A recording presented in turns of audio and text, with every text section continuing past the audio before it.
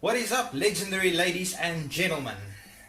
Okay, today, welcome back to Battle of the Best Position, episode number 6. Today we have props versus flyhalves. Obviously, I don't need to explain to you the flyhalves are the obvious favorites.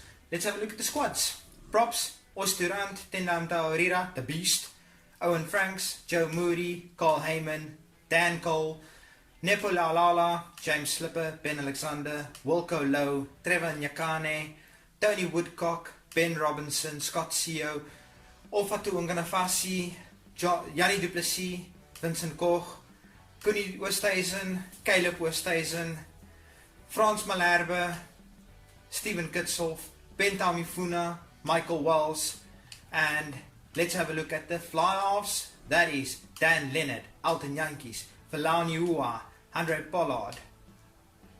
I don't know why that name is like that, but anyway, Aaron Cruden, Colin Slade, Matt Temua, Richie Mwanga, Damian McKenzie, Daniel Carter, Bowden Barrett, George Ford, James Hook, Damian Willemse, Patrick Lambie on fullback, Miguel Pani, Maury Schwalger, Quade Cooper, Danny Cipriani, Greg Laidlaw, Bernard Foley, Christian Lewis-Pratt, and rounding out the bench, Jean-Luc Duplessis.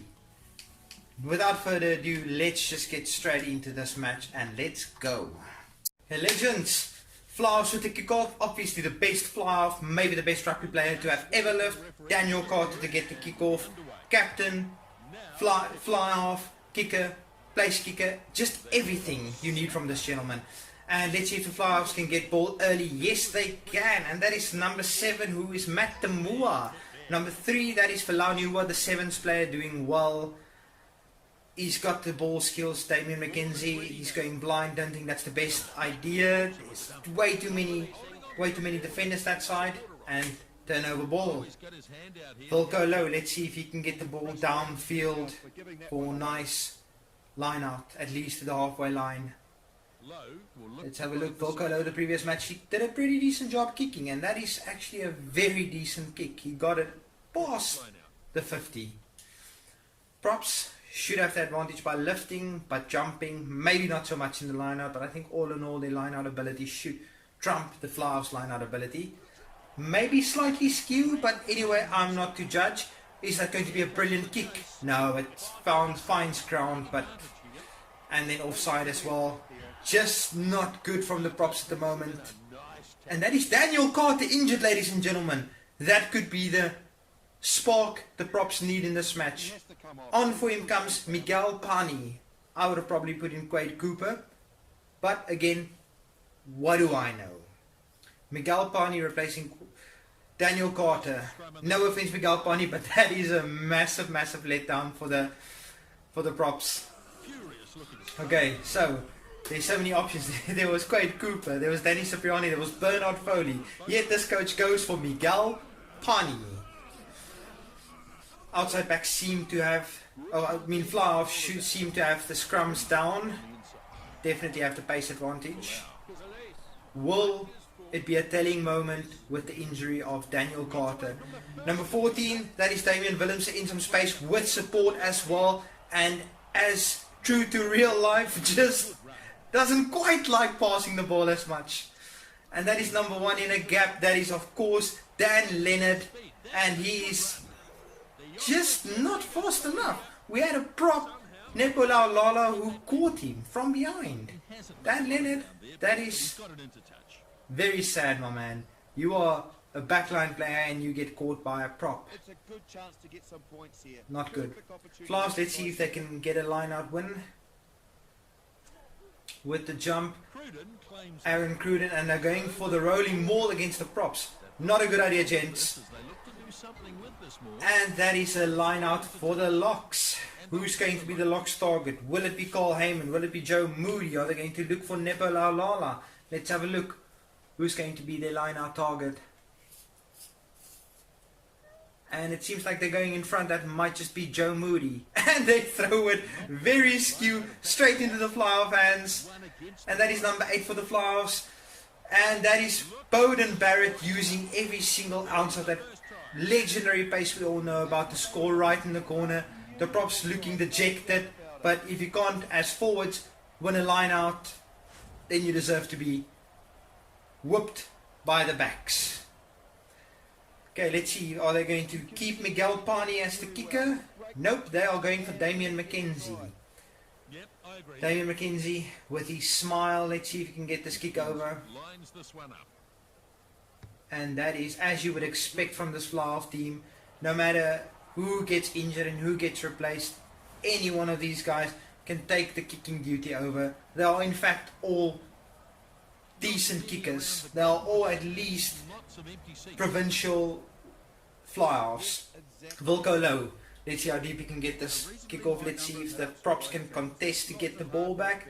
I don't think they've got the pace to get to the kick off. I think it's going to go straight to the Flyhalves.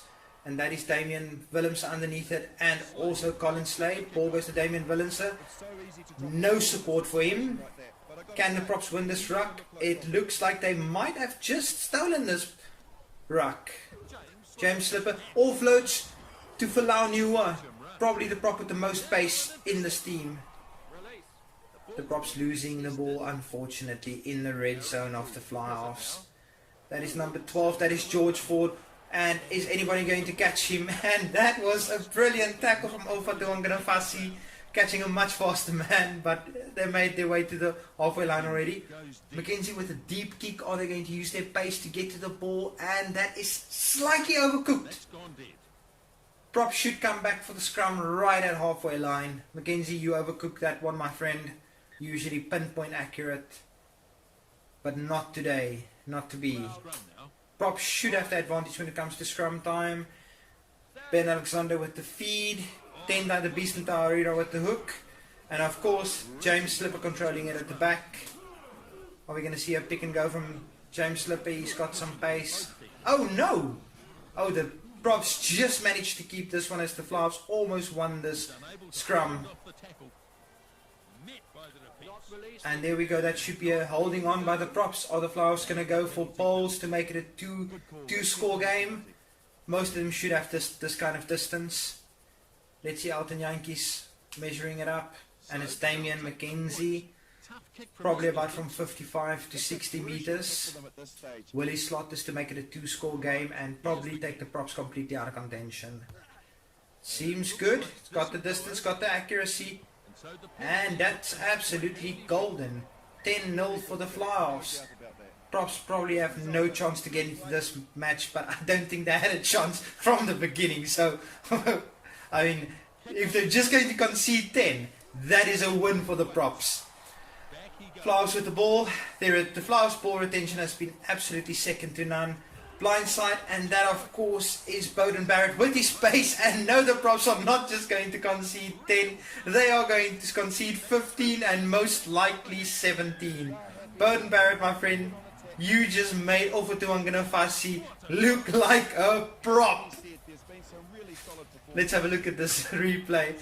Going blind from 100 Pollard and Bowden Barrett making Ofatuanganafasi look like he doesn't deserve to be on the rugby field. Absolutely brilliant, Bowden Barrett. You are the man. Damian McKenzie with one of the easiest kicks he's ever had to put two on the board. And it's through. Let's hope for the Flyhalves' sake, as they progress into this competition, let's hope that Dan Carter is not injured too severely. My predictions for the semi-finals is the outside backs, midfielders, Flyhalves, and loose forwards. Loose forwards will be the only forward team, in my opinion, who's going to make the semi-finals. Flyhalves absolutely not relenting at all. That's Richie Mwango who takes the ball up. And ball retention, as I said earlier, has been absolutely brilliant for them. They just keep the ball ruck after ruck. Now all they need to do is kick the ball out, but it seems like they might want to go for more, but clearly not. That was a knock-on after time was done, so that's the end of the match, gentlemen. 17-0 for the Flyhalves. Props going down. Not quite good enough today. Okay, let's have a look at some stats. Bowden Barrett with both tries, of course. 82% possession for the Flyhalves throughout this match. Territory not much in it. Kicks fairly even. the problem was the tackles. The props had to make 27. The Flyhalves only had to make 8. Penalties, even line breaks, 6 by the Flyhalves, only 1 from the props, and that was of course for Lau Niua. Okay, legends, next match will be the number 2s versus the scrum halves. But for today, please remember to smash that subscribe button and the like button. And as always guys, Martin the Legend, peace!